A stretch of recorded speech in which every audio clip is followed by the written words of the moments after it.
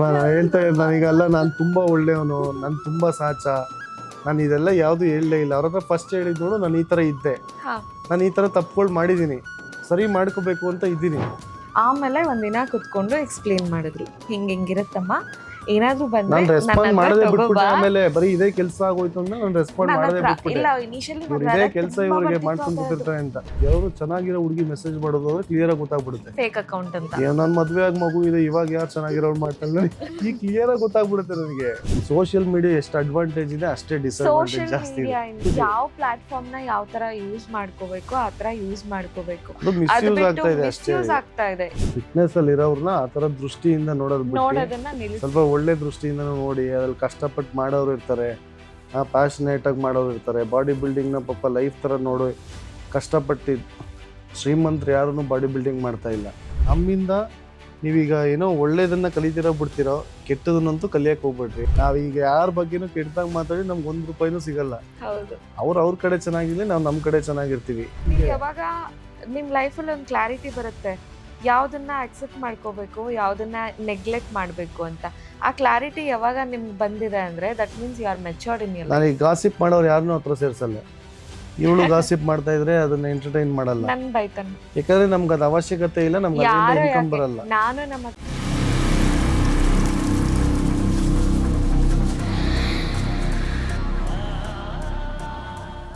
ನನಗೆ ಯೂಶುವಲ್ ಆಗಿ ಮ್ಯಾಮ್ ಎಲ್ಲ ಪೋಸ್ಟ್ ಮಾಡ್ತಿದ್ದಲ್ಲ ನೋಡಿದಾಗ I was just thinking might be ಈ ಒಂದು ಒಳ್ಳೆ ಕತೆ ಅಂತ ಇರುತ್ತೆ ಇವರಿಬ್ಬರ ಮಧ್ಯ.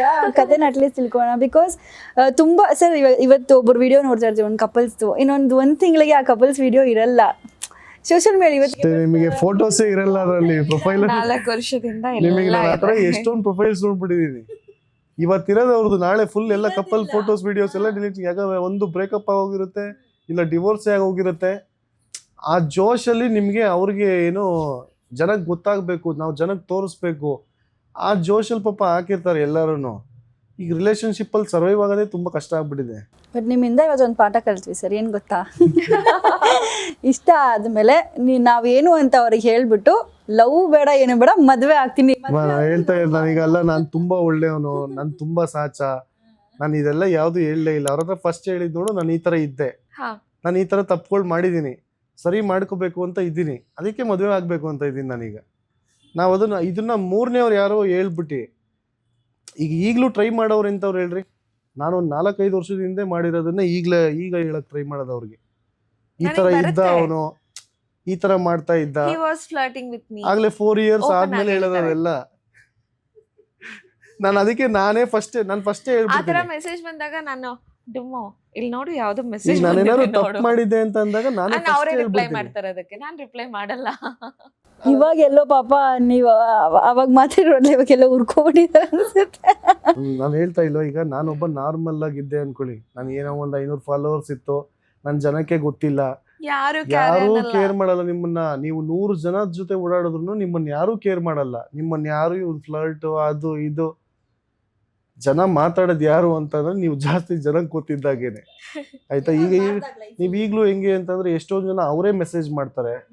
ನಾವು ಯಾವುದೋ ಇದರಲ್ಲಿ ಈಗ ಕೋಚಿಂಗ್ ರಿಲೇಟೆಡ್ ಇಲ್ಲ ನಾರ್ಮಲ್ ಆಗಿ ಏನಾದ್ರು ನಾವು ನಾರ್ಮಲ್ ಇದರಲ್ಲಿ ಮೆಸೇಜ್ ಮಾಡಿರ್ತೀವಿ, ಆಯ್ತಾ, ಅದನ್ನ ಸ್ಕ್ರೀನ್ ಶಾಟ್ ಕಳಿಸ್ತಾರೆ. ಅದು ಬೇಕಾಗಿರೋದನ್ನ ಡಿಲೀಟ್ ಮಾಡಿ ಹೆಂಗೆ ಅಂತಂದ್ರೆ ನೀವು ಇದೇ ಕೆಲಸ ಹೋಗಿದೆ. ಈಗ ನೀವೀಗ ಒನ್ ಟೈಮ್ ವ್ಯೂ ಇದೆಲ್ಲ ಬರುತ್ತೆ ಅಲ್ವಾ, ಇದ್ರಲ್ಲೆಲ್ಲ ಮೆಸೇಜ್ ಮಾಡಿ ಸ್ಕ್ರೀನ್ ಶಾಟ್ ತಕ್ಕೊಂಡು ರಿಲೇಶನ್ಶಿಪ್ ಹೆಂಗ್ ಹಾಳು ಮಾಡ್ಬೋದು ಅಂತ ತುಂಬಾ ಜನದಿಂದ ನೋಡಿ ಕಲ್ತ್ಕೋಬಹುದು ಇವಾಗೆಲ್ಲ. ಅದೇ ಕೆಲಸ. ಅದ್ರಲ್ಲಿ ನಾನು ಫಿಟ್ನೆಸ್ ಅಲ್ಲಿ ಇರೋದ್ರಿಂದ ಇನ್ನೂ ಅಡ್ವಾಂಟೇಜು. ಜನಕ್ಕೆ ಹೆಂಗೆ ಅಂದ್ರೆ ಅದು ಫಸ್ಟ್ ಇಂಪ್ರೆಷನ್ ಬಂದ್ಬಿಡುತ್ತೆ, ಬಿಡಿ ಇವ್ನು ಹಿಂಗೆ ಅಂತ. ಅದ್ರಲ್ಲಿ ಎಷ್ಟೊಂದು ಜನ ನೋಡೇ ಇರಲ್ಲ, ಎಷ್ಟೊಂದು ಜನ ಗೊತ್ತೇ ಇರಲ್ಲ ನನಗೆ. ಅವ್ರಿಗೆ ನಾನು ಯಾರಂತಾನೆ ಗೊತ್ತಿರಲ್ಲ. ಸುಮ್ಮನೆ ಎಷ್ಟು ಈಸಿಯಾಗಿ ರಿಲೇಶನ್ಶಿಪ್ ಈಗ ಏನಾದ್ರು ನಿಮ್ ಪಾರ್ಟ್ನರಿಗೆ ನಂಬೋ ತರ ಆಗೋದ್ರೆ ಸಾಕು, ಅಷ್ಟೇ ರೀಸನ್ ನಿಮ್ಗೆ. ನಾನು ಫಸ್ಟ್ ಎಲ್ಲ actually I use to be so fool. ನಾನು ನಂಬಿಟ್ಟು ಜಗಳ ಮಾಡ್ತಾ ಇದ್ದೆ. ಆಮೇಲೆ ಒಂದಿನ ಕುತ್ಕೊಂಡು ಎಕ್ಸ್ಪ್ಲೇನ್ ಮಾಡಿದ್ರು, ಹಿಂಗಿರತ್ತಮ್ಮ, ಏನಾದ್ರೂ ಬಂದ್ರೆ ರೆಸ್ಪಾಂಡ್ ಮಾಡದೆ ಬಿಟ್ಬಿಟ್ಟೆ. ಆಮೇಲೆ ಬರೀ ಇದೇ ಕೆಲಸ ಆಗೋಯ್ತು ಅಂದ್ರೆ ನಾನು ರೆಸ್ಪಾಂಡ್ ಮಾಡದೆ ಬಿಟ್ಬಿಟ್ಟೆ. ಇಲ್ಲ ಇನಿಷಿಯಲಿ ಇದೇ ಕೆಲಸ ಇವರಿಗೆ ಮಾಡ್ಕೊಂಡು ಕೂತಿರ್ತಾರೆ ಅಂತ ತುಂಬಾ ಬರ್ತಿತ್ತು. ರೆಸ್ಪಾಂಡ್ ಮಾಡೋದು ಸ್ಟಾಪ್ ಮಾಡಿದೆ. ಆ್ಯಂಡ್ ಇವ್ರು ಒಂದಿನ ಕುತ್ಕೊಂಡು ಎಕ್ಸ್ಪ್ಲೇನ್, ಹಿಂಗಿರುತ್ತಮ್ಮ, ಏನಾದರೂ ಆದರೆ ನನಗೆ ತಗೋಬಾ, ನನ್ನ ಹತ್ರ ಮಾತಾಡು, ಆಮೇಲೆ ಅದಕ್ಕೆ ಏನು ಆ್ಯಕ್ಷನ್ ತಗೋಬೇಕು ಮಾಡೋಣ. ಅವಾಗ್ಲಿಂದ ನಾವು ತಪ್ಪು ಮಾಡಿರ್ತೀವಿ ಮಾಡಿಲ್ಲ ಅನ್ನೋದಕ್ಕಿಂತ ಅವರು ಜೆನ್ವಿನ್ ಆಗಿ ಏನಾದ್ರು ಹೇಳ್ತಾ ಇದ್ರೆ ವಿಷಯನ ಅವ್ರ ಅಕೌಂಟ್ ಇಂದಾನೇ ಮಾತಾಡ್ತಾರೆ. ಯಾವುದೋ ಫೇಕ್ ಅಕೌಂಟ್ ಇಂದ ಮಾಡ್ಕೊಂಡು ನೀವು ಏನೋ ಒಂದು ವಿಷಯ ಒಬ್ರ ಮೇಲೆ ಹೇಳ್ತಾ ಇದ್ದೀರಾ, ಏನ್ ಪ್ರೂವ್ ಮಾಡ್ತಾ ಇದ್ದೀರಾ? ನಾನು ಹೇಳೋದು ಮಾಡೋರ್ಗು ಏನ್ ಯೂಸ್ ನಿಮ್ಗೆ? ಫೇಕ್ ನಾವ್ ಹೆಂಗೋ, ನಾನು ಒಂದ್ ಹೇಳೋದು ಎಲ್ಲರಿಗೂ, ನಾವ್ ಹೆಂಗೋ ಜಗಳ ಆಡ್ಕೊಂಡು ನಾಳೆ ಸರಿ ಹೋಗ್ಬಿಡ್ತೀವಿ. ಯಾರು ಅಂತ ಗೊತ್ತಾಗ್ಬಿಟ್ರೆ ಬಿಡ್ತೀನಾ? ಸಿಂಪಲ್ ವಿಷಯ ಅದು. ನಾವ್ ಎಷ್ಟೇ ಜಗಳ ಆಡ್ಕೊಂಡ್ರು ಯಾರು ನಮ್ಮ ಮಧ್ಯೆ ಏನೇ ಮಾಡಿದ್ರು ನಾವು ನಾಳೆ ಸರಿ ಹೋಗ್ಬಿಡ್ತೀವಿ. ನಾವು ಅದು ಡಿಸೈಡ್ ಆಗ್ಬಿಡ್ತೀವಿ. ಯಾಕಂದ್ರೆ ನಾವು ಎಂತ ಎಕ್ಸ್ಟ್ರೀಮ್ ಜಗಳಕ್ಕೆ ಹೋದ್ರು ನೆಕ್ಸ್ಟ್ ದಿನ ಸರಿ ಹೋಗಿದೀವಿ. ನೆಕ್ಸ್ಟ್ ದಿನ ಅಲ್ಲ, ಅವತ್ತೇ ಅಲ್ಲಿ ಸಪರೇಟ್ ಆಗೋ ಮಾತೆ ಬರಲ್ಲ. ನಾವ್ ಯಾವ್ದೇ ಲೆವೆಲ್ ಹೋದ್ರು ಸಪರೇಟ್ ಆಗೋ ಮಾತೆ ಬರಲ್ಲ. ಆ ಬಿಸಿಯಲ್ಲಿ ಬಂದ್ಬಿಡತ್ತೆ, ಅವ್ನ್ ಬಿಟ್ಬಿಡು ಹೋಗು ನೀನು, ಏನೇ ಎಷ್ಟು ಇರಕ್ಕಾಗಲ್ಲ, ಅದೆಲ್ಲ ನನ್ ಕೈಲಾಗಲ್ಲ. ನಮಗೂ ಮಾತುಕತೆ ಬರುತ್ತೆ. ಈಗ ಆಗದೇ ಇಲ್ಲ, ನಿನ್ ಜೊತೆ ಇರೋದೇ ಇಲ್ಲ ನಾನು, ಅದೆಲ್ಲ ಮಾತುಕತೆ ಬಂದ್ಬಿಡುತ್ತೆ. ಅಂತ ಈ ತರ ವಿಷಯಗಳಿಗೆಲ್ಲ ಒಂದು ಚಾನ್ಸೇ ಇಲ್ಲ ಸಪರೇಟ್ ಆಗೋದಕ್ಕೆ. ಯಾಕಂದ್ರೆ ಇವರೆಲ್ಲ ಕಾಯ್ತಾ ಇರ್ತಾರೆ, ಅದಕ್ಕೆ ಅಂತಾನೆ ಕಾಯ್ತಾ ಇರ್ತಾರೆ. ಯಾವ್ದು ಹೆಂಗೆಂಗೋ ಸ್ಕ್ಯಾಮ್ಗಳಾಗ್ಬಿಡ್ತವೆ ಈಗೆಲ್ಲ. ಅಂತೂ ಯಾವ್ಯಾವ ತರ ಸ್ಕ್ಯಾಮ್ ಮಾಡ್ಬಿಡ್ತಾರೆ ಮಾತ್ರ ಹುಡುಗಿರೆಲ್ಲ, ಕಾಯ್ತಾ ಇರ್ತಾರೆ ಇಂಥದಕ್ಕೆಲ್ಲ. ಆಸ್ ಸರ್, ಅದು ಉಳಿಬೇಕು, ನಮ್ ಜೊತೆ ಇರ್ಬೇಕು ಅಂತಂದ್ರೆ ಶಾಶ್ವತವಾಗಿ ಏನಾದ್ರೂ ಅದು ಉಳಿಬೇಕು ಅಂದ್ರೆ ನಾವು ಉಳಿಸ್ಕೋಬೇಕು, ನಾವ್ ಎಫರ್ಟ್ಸ್ ಹಾಕ್ಬೇಕು ನಮ್ದು ಅಂತ ಅನ್ಕೊಂಡ್ಮೇಲೆ ಅದನ್ನ ಕಾಪಾಡ್ಕೊಳ್ಳೋ ಇವಾಗಿನ ಜವಾಬ್ದಾರಿ ಹುಡುಗಿರು ಹಂಗೆ ಆಗ್ಬಿಟ್ಟಿದ್ದಾರೆ. ಬೇರೆ ರಿಲೇಶನ್ಶಿಪ್ಗಳು ನೋಡಿ ಒಂಥರ ನಿಮ್ಗೆ ಹಿಂಗೆ ಈ ಸಾಡಿಸಮ್ ಲೆವೆಲ್ ಜಾಸ್ತಿ. ಮದ್ವೆ ಆಗಿದ್ರು ಬಿಡ ಸರ್.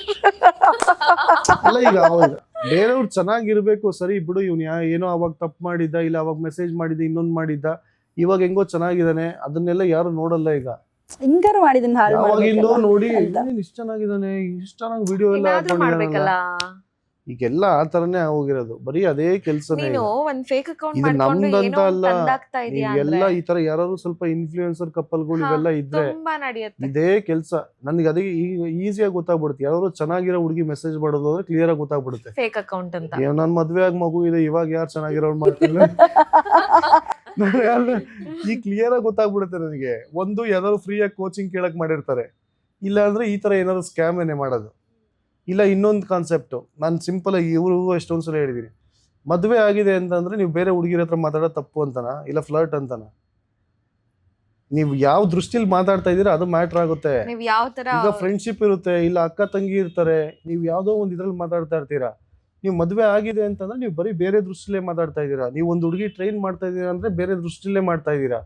ಆ ತರ ಅಲ್ಲ ಅದೆಲ್ಲ. ಜನ ಹೆಂಗೆ ಅಂದ್ರೆ ಆ ತರ ಪೊಟ್ರೆ ಮಾಡ್ಬಿಡ್ತಾರೆ, ಇವನು ಅದೇ ಮಾಡ್ತಾ ಇದ್ದಾನೆ ಅಂತ. ಮೇನ್ ಆಗ್ತಾರ ಪ್ರಾಬ್ಲಮ್ ಜನ ಪೋರ್ಟ್ರೇ ಮಾಡೋದ್ರಿಂದ ಸಬ್ ಕಾನ್ಶಿಯಸ್ಲಿ ನಮ್ಗೆ ಎಲ್ಲೋ ಹೌದಾ, ಈಗ ಇಬ್ರು ಮೂರ್ ಜನ ಹೇಳಿದ್ರೆ ಸುಮ್ನೆ ಇರ್ತಾರೆ, ನಾಲ್ಕನೇವ್ರು ಬಂದ್ ಹೇಳಿದ್ರೆ, ಐದನೇವ್ರು ಬಂದ್ ಹೇಳಿದ್ರೆ ಅವಾಗ ಯೋಚನೆ ಮಾಡಕ್ ಸ್ಟಾರ್ಟ್ ಮಾಡ್ತಾರೆ. ನಮ್ಗೆ ಈ ತರ ಯೋಚನೆ ಬಂದ್ಬಿಡುತ್ತೆ, ಇಷ್ಟ ಜನ ಹೇಳ್ತಾ ಇದಾರೆ ಅಂದ್ರೆ ನಿಜ ಇರ್ಬೋದಾ, ಇವ್ರು ಅದೇ ಇಂಟೆನ್ಷನ್ ಅಲ್ಲಿ ಮಾಡ್ತಾ ಇದಾರ. ಸೋಷಿಯಲ್ ಮೀಡಿಯಾ ಎಷ್ಟು ಅಡ್ವಾಂಟೇಜ್ ಇದೆ ಅಷ್ಟೇ ಡಿಸ್ಅಡ್ವಾಂಟೇಜ್ ಸೋಷಿಯಲ್ ಜಾಸ್ತಿ ಇದೆ. ಮೀಡಿಯಾ ಇಂದ ಎಷ್ಟು ಫ್ಯಾಮಿಲಿಗಳು ಹಾಳಾಗಿದೆ ಅಂದ್ರೆ ಟ್ರಸ್ಟ್ ಮೀ ಆ ಸೋಷಿಯಲ್ ಮೀಡಿಯಾ ಇಂದ. ನನಗೆ ಯಾವಾಗ್ಲೂ ಒಂದ್ ಅನ್ಸುತ್ತೆ, ಒಂದಿನ ಬೆಳಗ್ಗೆ ಎದ್ದಾಗ ಈ ನೋಟ್ ಹೆಂಗ್ ಬ್ಯಾನ್ ಮಾಡಿದ್ರು ಆತರ ಸೋಷಿಯಲ್ ಮೀಡಿಯಾ ಎಲ್ಲ ಬ್ಯಾನ್ ಆಗ್ಬಿಟ್ರೆ ಜನ ಸೈಕೋಗಳಾಗ್ಬಿಡ್ತಾರೆ, ಹುಚ್ಚರಾಗ್ಬಿಡ್ತಾರೆ ರೋಡಲ್ಲಿ. ಇಷ್ಟೊಂದು ಜನ ಫೈನಾನ್ಷಿಯಲಿ ಅದ್ರ ಮೇಲೆ ಡಿಪೆಂಡ್ ಆಗಿ. ಹೌದು, ನಂದು basic source of income social media. ನೀವೀಗ ತುಂಬಾ ಜನಕ್ಕೆ ನಿಮ್ಗೆ ಈಗ ಯಾರು ಏನು ಕೆಲಸನೇ ಮಾಡಲ್ಲ, ಬರೀ ಕಂಟೆಂಟ್ ಕ್ರಿಯೇಷನ್ ಆಗ್ಲಿ, ಪ್ರಮೋಷನ್ಸ್ ಆಗ್ಲಿ, ಇದ್ರಲ್ಲೇ ಜೀವನ ಮಾಡ್ತಿರೋರು ಎಷ್ಟೊಂದು ಜನ ಇದಾರೆ. ನಿಮ್ಗೆ ಅವ್ರ ಪ್ರೊಫೆಷನ್ ಎಲ್ಲ ಬಿಟ್ಬಿಟ್ಟು ಯಾವ ಪ್ಲಾಟ್ಫಾರ್ಮ್ ನ ಯಾವ ತರ ಯೂಸ್ ಮಾಡ್ಕೋಬೇಕು ಆ ತರ ಯೂಸ್ ಮಾಡ್ಕೋಬೇಕು. ಅದು ಮಿಸ್ಯೂಸ್ ಆಗ್ತಾ ಇದೆ ಈ ಜನರೇಷನ್ ಅಲ್ಲಿ. ಸೋಷಿಯಲ್ ಮೀಡಿಯಾ ಅನ್ನೋದು ಇನ್ಫಾರ್ಮೇಶನ್ ಅಥವಾ ಅದರಿಂದ ಏನಾದ್ರು ಬೆನಿಫಿಟ್ಸ್ ಅರ್ನ್ ಮಾಡ್ತಿದ್ದೀರಾ ಅಂದ್ರೆ ಓಕೆ, ಅದನ್ನ ಮಿಸ್ಯೂಸ್ ಮಾಡ್ಕೋತೀರಾ, ಒಬ್ರು ರಿಲೇಶನ್ಶಿಪ್ನ ಹಾಳು ಮಾಡಕ್ಕೆ ಟ್ರೈ ಮಾಡ್ತಿದ್ದೀರಾ, ಏನಕ್ಕೆ ಮಾಡ್ತಾ ಇದ್ದೀರಾ? ಒಂದು ಫೇಕ್ ಅಕೌಂಟ್ ಕ್ರಿಯೇಟ್ ಮಾಡಿಕೊಂಡು ಇನ್ನೊಂದು ರಿಲೇಶನ್ಶಿಪ್ನ ಹಾಳು ಮಾಡೋ ಅವಶ್ಯಕತೆ ಏನಿದೆ? ನಿನ್ಗೆ ಅಷ್ಟು ಧೈರ್ಯ ಇದೆಯಾ? ಡೈರೆಕ್ಟಾಗಿ ಬಾ, ಮಾತಾಡು. ನಿನ್ಗೆ ಈ ಥರ ಇದೆ, ನೀನ್ ಆ ಥರ ಹೇಳಿದ್ಯಾ ಅವ್ರ ಬಗ್ಗೆ, ಅವ್ರು ನಿನ್ನ ಹತ್ರ ಈ ಥರ ಎವ್ರಿಥಿಂಗ್ ಹ್ಯಾಸ್ ಹ್ಯಾಪೆಂಡ್, ಯಾಕೆ ಬೇಕು? ಏನಕ್ಕೆ ಬೇಕು? ಏನೇ ಮಾಡಿದ್ರು ಕರ್ಮ ಅದು ಯಾವತ್ತೂ ಬಿಡಲ್ಲ ಜನನ. ಅವ್ರು ಮಾಡಿದ್ ಅವ್ರಿಗೆ ಆಗ್ತಾ ಇರೋದು ವಾಪಸ್ ಅಷ್ಟೇನೆ, ಅಲ್ಲಿಗೆ ಬಿಟ್ಬಿಡೋದು ಅಷ್ಟೇನೆ. ಅಂಡ್ ಒಂದಲ್ಲ ಒಂದಿನ ಆ ಒಂದು ರಿಯಲೈಸೇಷನ್ ಆಗುತ್ತಲ್ಲ, ಆ ರಿಯಲೈಸೇಷನ್ ಆದಾಗ ರಿಗ್ರೆಟ್ ಆಗೋದಂತೂ ಖಚಿತ. ನಮ್ದಂತೂ ಅದ್ ಹೆಂಗಿದ್ರು ಏನು ಬ್ರೇಕ್ ಆಗಲ್ಲ, ಏನು ಬ್ರೇಕ್ ಮಾಡಕ್ಕೂ ಆಗಲ್ಲ. ಒಂದ್ ಹೇಳ್ತೀನಿ, ನಮ್ಮ ಮಧ್ಯೆ ಉಳಿ ಹಿಂಡಕ್ ಬಂದ್ರೆ ಆ ನಿಂಬೆಹಣ್ಣು ಕೈ ಜಾರಿ ಬಿದ್ದೋಗುತ್ತೆ ಹೊರತು ನಮ್ಮ ರಿಲೇಶನ್ಶಿಪ್ ಹಾಳಾಗಲ್ಲ. ನಾರ್ಮಲ್ ಜನಕ್ಕೆ ಒಂದೇ ಹೇಳೋದು, ಫಿಟ್ನೆಸ್ ಅಲ್ಲಿ ಇರೋರ್ನ ಆ ತರ ದೃಷ್ಟಿಯಿಂದ ನೋಡೋದು ಬಿಟ್ಟು ನೋಡೋದನ್ನ ನಿಲ್ಲಿಸಿ. ಸ್ವಲ್ಪ ಒಳ್ಳೆ ದೃಷ್ಟಿಯಿಂದ ನೋಡಿ, ಅದ್ರಲ್ಲಿ ಕಷ್ಟಪಟ್ಟು ಮಾಡೋರು ಇರ್ತಾರೆ, ಪ್ಯಾಷನೇಟ್ ಆಗಿ ಮಾಡೋರು ಇರ್ತಾರೆ. ಬಾಡಿ ಬಿಲ್ಡಿಂಗ್ನ ಪಾಪ ಲೈಫ್ ಥರ ನೋಡಿ ಕಷ್ಟಪಟ್ಟು ಶ್ರೀಮಂತರು ಯಾರೂ ಬಾಡಿ ಬಿಲ್ಡಿಂಗ್ ಮಾಡ್ತಾ ಇಲ್ಲ. ಎಲ್ಲ ಮಿಡಲ್ ಕ್ಲಾಸ್ ಅವರು, ಅದಕ್ಕಿಂತ ಕೆಳಗಡೆ ಇರೋರೇ ಬಾಡಿ ಬಿಲ್ಡಿಂಗ್ನ ಅಷ್ಟು ಕಷ್ಟಪಟ್ಟು ಪ್ಯಾಷನೇಟಾಗಿ ಮಾಡ್ತಾ ಇರೋರು. ಆ ಥರದವ್ರಿಗೆ ಪಾಪ ಆದರೆ ಸಪೋರ್ಟ್ ಮಾಡ್ರಿ, ಇಲ್ಲ ಬಿಟ್ಬಿಡ್ರಿ ಅಷ್ಟೇ. ಅವ್ರ ಇಷ್ಟ ಅವ್ರು ಮಾಡ್ಕೋತಾರೆ. ನೆಗೆಟಿವ್ ಇಂಪ್ಯಾಕ್ಟ್ ಆಗೋ ಥರ ಏನು ಮಾಡಕ್ಕೆ ಹೋಗ್ಬೇಡ್ರಿ. ಪಾಪ ಎಷ್ಟೊಂದು ಜನ ಏನೋ ಆ ಬಾಡಿ ಬಿಲ್ಡಿಂಗ್ನು ಮ್ಯಾನೇಜ್ ಮಾಡ್ಕೊಂಡು ಗರ್ಲ್ ಫ್ರೆಂಡ್ನ ವೈಫ್ನ ಮ್ಯಾನೇಜ್ ಮಾಡೋದು ತುಂಬ ಕಷ್ಟ ಈ ಫೀಲ್ಡಲ್ಲಿ ಇತ್ಕೊಂಡು. ಅದರಲ್ಲಿ ಹೆಂಗೋ ಮ್ಯಾನೇಜ್ ಮಾಡ್ತಾ ಇರ್ತಾರೆ, ಏನೋ ಸಣ್ಣ ಪುಟ್ಟ ತಪ್ಪುಗಳು ಮಾಡ್ತಾರೆ. ಪಾಪ ಅದನ್ನು ತಗೊಂಡೋಗಿ ಇನ್ನೂ ದೊಡ್ಡದು ಮಾಡಿ ಅವರಿಬ್ಬರು ಸಪ್ರೇಟೇ ಆಗ್ಬಿಡೋ ಥರ ಮಾಡೋದು ಅದೆಲ್ಲ ತಪ್ಪು. ನಾವೆಲ್ಲ ಕಷ್ಟಪಟ್ಟು ಮಾಡ್ತಿರೋರ್ಗೆ ಯಾರು ಸಪೋರ್ಟ್ ಮಾಡಿ ಇಲ್ಲ ದೂರ ಇದ್ಬಿಡ್ರಿ ಅಷ್ಟೇ. ಅವ್ರು ಹೆಂಗೋ ಜೀವನ ಮಾಡ್ಕೊಂಡು ಹೋಗ್ತಾರೆ. Sir whatever social media ನಡೆಯುವಂತಹ ನೆಗೆಟಿವಿಟಿನ ನಾವು ಯಾವತ್ತೂ ರಿಮೂವ್ ಮಾಡೋದಕ್ಕಾಗಲ್ಲ. That will be going. And ಇವತ್ತು ನಿಮ್ಮ ಪಾಸಿಟಿವಿಟಿನ ಗುರುತಿಸಿನೇ ನಾನು ಅಪ್ರೋಚ್ ಮಾಡಿದ್ದು, ಮಾತಾಡೋಣ, ಅವ್ರ ಕತೆ ಶೇರ್ ಮಾಡ್ಕೊಳ್ಳೋಣ. It might be inspiring. ಯಾರೋ ಒಂದು ಕಪಲ್ಗೆ ಈ ಥರ ಇರೋರಿಗೆ ಅವ್ರ ಲೈಫಲ್ಲಿ ಏನೋ ನಡೀತಿರಲ್ಲ, ಬಾಡಿ ಬಿಲ್ಡಿಂಗ್ ಮಾಡಬೇಕು ಅಂತಿದ್ರೆ, ವೈಫ್ ಸಪೋರ್ಟ್ ಇರಲ್ಲ, ಮೈಟ್ ಬಿ ನಿಮ್ದೊಂದು ಇಂಟರ್ವ್ಯೂ ನೋಡಿದಾಗ ಅವ್ರು ಇನ್ಸ್ಪೈರ್ ಆಗ್ಬೋದು. ಅಥವಾ ಮಿಡಲ್ ಕ್ಲಾಸಲ್ಲಿ ಇರುವಂಥ ಹುಡುಗರು ಬಾಡಿ ಬಿಲ್ಡಿಂಗ್ ಮಾಡಲ್ಲ ಅಂತ ಅನ್ಕೊಳ್ಳೋರು ನೋಡಿ ಇನ್ಸ್ಪೈರ್ ಆಗ್ಬೋದು. ಪಾಸಿಟಿವಿಟಿ ಇದೆ, ನಾವ್ ಏನ್ ತಗೊಂತೀವಿ ಅದ್ರ ಮೇಲೆ ಡಿಪೆಂಡ್ ಆಗುತ್ತೆ. ನಾವ್ ಯಾವ್ದನ್ನ ಆಕ್ಸೆಪ್ಟ್ ನಮ್ಮ ಮಾಡ್ತೀವಿ, ಮದ್ವೆ ಆಗೋರು ಯಾವ್ದನ್ನ ಅಷ್ಟೇ ignore ಬೇಡ. ನಾವೇನಂತಂದ್ರೆ ಫಸ್ಟೇ ಕ್ಲಾರಿಟಿ ಇರಲಿ. ಮದುವೆ ಆಗೋಕ್ಕೂ ಮುಂಚೆನೆ ಫಸ್ಟೇ ಎಲ್ಲ ಮಾತಾಡ್ಕೊಳ್ರಿ. ನಿಮ್ಮ ಪ್ರೊಫೆಷನ್ ಏನು, ಅವ್ರ ಪ್ರೊಫೆಷನ್ ಏನು, ಮುಂದೆ ಫ್ಯೂಚರ್ ಪ್ಲಾನ್ ಏನು, ಇದನ್ನೆಲ್ಲ ಫಸ್ಟೇ ಮಾತಾಡಿಕೊಂಡು ಇಬ್ರಿಗೂ ಎಲ್ಲನೂ ಅಡ್ಜಸ್ಟ್ ಆಗುತ್ತೆ ಅನ್ನೋದಾದ್ರೆ ಮಾತ್ರ ಮದುವೆ ಆಗ್ರಿ. ಇಲ್ಲಾಂದರೆ ಪರವಾಗಿಲ್ಲ, ಏನು ಮಾಡೋದಕ್ಕಾಗಲ್ಲ. ಎಲ್ಲರಿಗೂ ಒಬ್ಬೊಬ್ರು ಪಾರ್ಟ್ನರ್ ಅಂತೂ ಸಿಗ್ತಾರೆ. ಮುಂದೆ ಲೈಫ್ನ ಹಾಳು ಮಾಡ್ಕೊಳ್ಳೋದಕ್ಕಿಂತ ಫಸ್ಟೇ ಫುಲ್ ಕ್ಲಾರಿಟಿ ಇರಬೇಕು. ಮದುವೆ ಆಗಬೇಕು ಅಂತಂದರೆ ಇವರೇ ಲೈಫ್ ಪಾರ್ಟ್ನರ್ ನನಗೆ. ಮತ್ತು ಬಾಡಿ ಬಿಲ್ಡಿಂಗಲ್ಲಿ ಇರೋರ್ಗೆ ಅಷ್ಟೇ. ಫಸ್ಟೇ ನಂದು ಗೋಲ್ ಇದು, ನಾನು ಬಾಡಿ ಬಿಲ್ಡಿಂಗಲ್ಲಿ ಇದು ಮಾಡಬೇಕು ಅಂತ ಇದ್ದೀನಿ, ನೀನು ಈ ಥರ ಇರಬೇಕು ಮದುವೆ ಆದರೆ. ಇದನ್ನು ಫಸ್ಟೇ ಕ್ಲಾರಿಟಿ ಕೊಟ್ಬಿಟ್ರೆ ಅವ್ರಿಗೂ ಆಗುತ್ತೋ ಇಲ್ವೋ. ಯಾಕಂದರೆ ಲವ್ ಬೇರೆ, ಮದುವೆ ಬೇರೆ. ಲವ್ ಮಾಡುವಾಗ ನಿಮ್ಗೆ ತುಂಬಾ ಚೆನ್ನಾಗಿರುತ್ತೆ, ಎಲ್ಲ ಅಡ್ವೆಂಚರಸ್ ಆಗಿರುತ್ತೆ. ಇನ್ನೊಂದು ಮದುವೆ ಆದ್ಮೇಲೆ ಒಂದೇ ಮನೇಲಿ ಇರಬೇಕು, ಅದು ತುಂಬಾ ಕಷ್ಟ. ನಿಮ್ಗೆ ಅದು ಅರ್ಥ ಆಗಿರಲ್ಲ ಹುಡುಗಿರಿಗೆ, ಮದುವೆ ಆಗಿರೋರಿಗೆ. ಸೊ ಅದನ್ನೆಲ್ಲ ಕ್ಲೀನಾಗಿ ಎಕ್ಸ್ಪ್ಲೈನ್ ಮಾಡಿ ಅವ್ರಿಗೆ ಅರ್ಥ ಮಾಡಿಸಿ ಆಮೇಲೆ ಮದುವೆ ಅನ್ನೋ ಲೆವೆಲ್ಗೆ ಹೋಗ್ಬೇಕು. ಇಲ್ಲ ಅಂತಂದ್ರೆ ತುಂಬಾ ಕಷ್ಟ ಸರ್ವೈವ್ ಆಗೋದು ಅಷ್ಟೇ. ಇನ್ನೊಂದೇನು ಅಂತಂದ್ರೆ ರಿಲೇಶನ್ಶಿಪ್ ಅಲ್ಲಿ ಇದ್ದಾಗ ಯಾವ ತರ ಇರುತ್ತೆ ಆ ಬಟರ್ಫ್ಲೈಸ್ ಮದ್ವೆ ಆದ್ಮೇಲೆ ಇರಲ್ಲ. ಯಾಕಂದ್ರೆ ರಿಲೇಶನ್ಶಿಪ್ ಅಲ್ಲಿ ಇದ್ದಾಗ ವಾರಕ್ಕೆ ಒಂದ್ಸಲ ನೋಡ್ತಾ ಇರ್ತಾರೆ. ಹೌದು. ಮದ್ವೆ ಆದ್ಮೇಲೆ ನಾನು ಲವರ್ನ ಮೀಟ್ ಮಾಡಕ್ ಹೋಗ್ತಾ ಇದೀನಿ ಅಂದ್ರೆ ಎಲ್ಲಾ ಪ್ರಿಪೇರ್ ಆಗಿ ಮೈಂಡ್ ಪ್ರಿಪೇರ್ ಮಾಡ್ಕೊಂಡು ನಾನು ಇದೇ ಮಾತಾಡ್ಬೇಕು, ಈ ತರ ಬಿಹೇವ್ ಮಾಡಬಾರ್ದು, ಕೋಪ ಮಾಡ್ಕೋಬಾರ್ದು, ಗೊತ್ತಾಗ್ಬಿಟ್ರೆ ಎಲ್ಲಿ ನನ್ನ ದೂರ ಮಾಡ್ಬಿಡ್ತಾರೆ ಅಥವಾ ನಿಲ್ಲಿಸ್ಬಿಡ್ತಾರೆ ಆ ತರ. ಸೊ ಆ ಪ್ರಿಟೆಂಡ್ ಅನ್ನೋದಕ್ಕಿಂತ butterflies being sweet, that is called relationship. ಮದುವೆ ಆದ್ಮೇಲೆ ಮ್ಯಾರೇಜ್ ಅನ್ನೋದು ನೀವು ನಿದ್ದೆ ಮುಖ ನೋಡ್ಬೇಕಾಗತ್ತೆ, ಆಯ್ತಾ? The reality you have to accept of a person. ಆವಾಗಲೇ ಅದನ್ನು ಅಕ್ಸೆಪ್ಟ್ ಮಾಡೋಕ್ಕೆ ರೆಡಿ ಇದ್ದೀರಾ ಮದುವೆ ಆಗಿ. ನೀವೊಬ್ಬರನ್ನ ಇಷ್ಟಪಡ್ತಿದ್ದೀರಾ, ಅವ್ರಿಗೆಲ್ಲದನ್ನು ಅಕ್ಸೆಪ್ಟ್ ಮಾಡೋಕ್ಕೆ ನೀವು ರೆಡಿ ಇರಬೇಕು. ಇಲ್ಲ ಅಂದರೆ ಮದುವೆನೇ ಮಾಡ್ಕೋಬೇಡಿ. ನಿಮಗೆ ರಿಲೇಷನ್ಶಿಪ್ಪಲ್ಲೇ ಖುಷಿ ಕೊಡ್ತಾ ಇದೆ ಅಂದರೆ ರಿಲೇಷನ್ಶಿಪ್ಪಲ್ಲೇ ಇರಿ, ಮದುವೆನೇ ಆಗಬೇಡಿ. When you are ready you get married. When you are ready to live life full ಆಗಿ, ಯಾರ್ದು ಫೋರ್ಸಿಗೆ ಆಗ್ಬೇಡಿ ಅಷ್ಟೇ. ಯಾರ್ದು ಫೋರ್ಸಿಗೆ ಸ್ಯಾಕ್ರಿಫೈಸ್ ಮಾಡ್ಲೇಬೇಕಾಗುತ್ತೆ, ಮಾಡ್ಲೇಬೇಕು. ಒಂದೊಂದು ವಿಷಯಗಳು, ಈಗ ನೀವು ಒಂದೊಂದು ವಿಷಯಗಳು ಹೆಂಗ್ ಗೊತ್ತಾ, ಈಗ ಯಾವ್ದಾದ್ರು ಒಂದು ವಿಷಯದಲ್ಲಿ ನಮಗೆ ಮಿಸ್ಅಂಡರ್ಸ್ಟ್ಯಾಂಡಿಂಗ್ ಬರುತ್ತೆ ಅಂತ ಅನ್ಕೊಳ್ರಿ. ಆ ವಿಷಯ ನಮ್ಮಿಬ್ರಿಗೆ ಅಡ್ಜಸ್ಟ್ ಆಗ್ತಾ ಇಲ್ಲ ಅಷ್ಟೇನೆ, ನಾವಿಬ್ರು ಅಡ್ಜಸ್ಟ್ ಆಗ್ತಾ ಇಲ್ಲ ಅಂತಲ್ಲ ಅದು. ಅವಾಗ ಆ ವಿಷಯ ಬಿಟ್ಬಿಡ್ಬೇಕು, ಆ ವಿಷಯ ಬಿಡಬೇಕು. ಇವಾಗ ಒಂದು ವಿಷಯದಿಂದ ನಮ್ಮಿಬ್ಬರ ಮಧ್ಯೆ ಏನೋ ಕಿರಿಕಿರಿ ಬರ್ತಾ ಇದೆ ಅಂದ್ರೆ it's better to leave that thing behind. ಅದೊಂದು ವಿಷಯದಲ್ಲಿ ಇಬ್ರಿಗೂ ಅಂಡರ್ಸ್ಟ್ಯಾಂಡಿಂಗ್ ಇಲ್ಲ, ಬೇರೆ ವಿಷಯದಲ್ಲೆಲ್ಲ ಚೆನ್ನಾಗಿ ಇದೀವಿ. ಬೇರೆ ವಿಷಯದಲ್ಲಿ ಆ ವಿಷಯ ಬಿಟ್ಬಿಟ್ಟು ನಾವು ಬೇರೆ ವಿಷಯ ಲವ್ನ ಪ್ರಯಾರಿಟೈಸ್ ಮಾಡಿ ಇದನ್ನ ಹಿಂದೆ ಬಿಡಿ. ಸಪ್ರೇಟ್ ಆಗೋದಕ್ಕೆ 100 ರೀಸನ್ ಇದೆ, ಜೊತೆಲಿ ಇರಬೇಕು ಅನ್ನೋದಕ್ಕೆ ಒಂದೇ ರೀಸನ್, ಮದುವೆ ಆಗಿದೀವಿ ಅನ್ನೋದು. ಮದುವೆ ಆಗಿದೀವಿ ಅನ್ನೋದು ಒಂದು, ಆ ಕಮಿಟ್ಮೆಂಟ್ ಇರುತ್ತಲ್ಲ, it's a life time commitment. ಒಂದ್ಸರಿ ನೀವು ಬೇರೆದಕ್ಕೆ ಕಮಿಟ್ ಆಗೋದಾಗಲಿ, ಯಾವುದೋ ಒಂದು ಬಿಸ್ನೆಸ್ಸಿಗಾಗಲಿ, ಅದೆಲ್ಲ ಓಕೆ. ಬಿಸ್ನೆಸ್ ಯಾವಾಗಾದರೂ ನೀವು ವಾಕೌಟ್ ಮಾಡ್ಬೋದು, ನಿಮಗೆ ಪ್ರಾಫಿಟ್ ಸಿಕ್ಕಿಲ್ವಾ, ಲಾಸ್ ಆಯಿತಾ, ವಾಕೌಟ್ ಮಾಡಿ. ಬಟ್ ಮ್ಯಾರೇಜ್ ಅನ್ನೋದು it's a life time commitment. ನೀವು ಕಮಿಟ್ ಆಗೋಕ್ಕೆ ರೆಡಿ ಇದ್ದೀರಾ, ನೀವು ಮೆಂಟಲಿ ರೆಡಿ ಇದ್ದೀರಾ ಅಂತಂದರೆ ನೀವು ಕಮಿಟ್ಮೆಂಟ್ ತೊಗೊಳ್ಳಿ, ಅದು ಲೈಫ್ ಟೈಮ್ ನಿಭಾಯಿಸಿ. ನಿಮ್ಮ ಕೈಲಿ ಯಾವಾಗ ಎಷ್ಟು ಟ್ರೈ ಮಾಡಿದ್ರು ಆಗ್ತಾ ಇಲ್ಲ ಅನ್ನುವಾಗ ನೀವು ಒಂದ್ಸರಿ ಕುತ್ಕೊಂಡು ಮಾತಾಡಿ, ಏನು ಮಾಡ್ಬೋದು. ಬೇಕೇ ಬೇಕದು ಕಾನ್ವರ್ಸೇಷನ್, ಬೇಕೇ ಬೇಕು. ಏನು ಮಾಡ್ಬೋದು, ಯಾವ ಥರ ಇದನ್ನು ಸರಿ ಮಾಡ್ಬೋದು. ಆ ಕಾನ್ವರ್ಸೇಷನ್ ಮಾಡ್ದಿರಾ ನೀವು avoiding conversation and jumping into separation is wrong.